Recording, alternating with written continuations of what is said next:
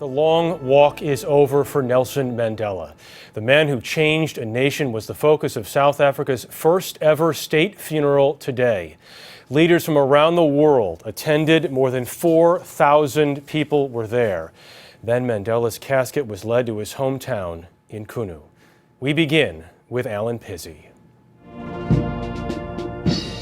Transported on a gun carriage over the land he loved most, Nelson Mandela was eulogized, remembered, mourned, and finally laid to rest today.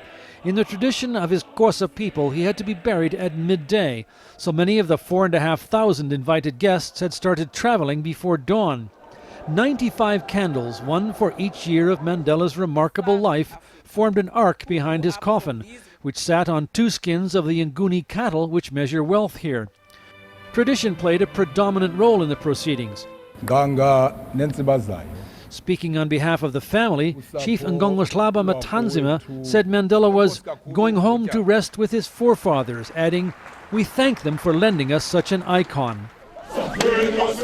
This impi or battalion of traditional Zulu warriors wasn't on the official program, so they simply took over a nearby hillside.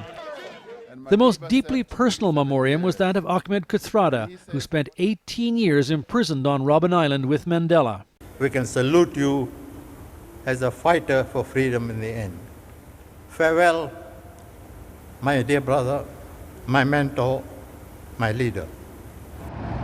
The lowering of the casket was kept private at the request of the family and included traditional leaders speaking to Mandela's body.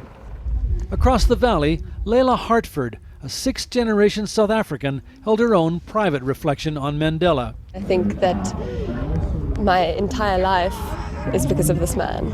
Everything I've experienced would have been different if it wasn't because of him. It would be hard to find a South African of any race or age who doesn't harbor a version of that. In a 1994 documentary about his life, Nelson Mandela said, "When a man has done what he considers to be his duty to his people and his country, he can rest in peace." It's fair to say that by his very life, Nelson Mandela wrote his own obituary.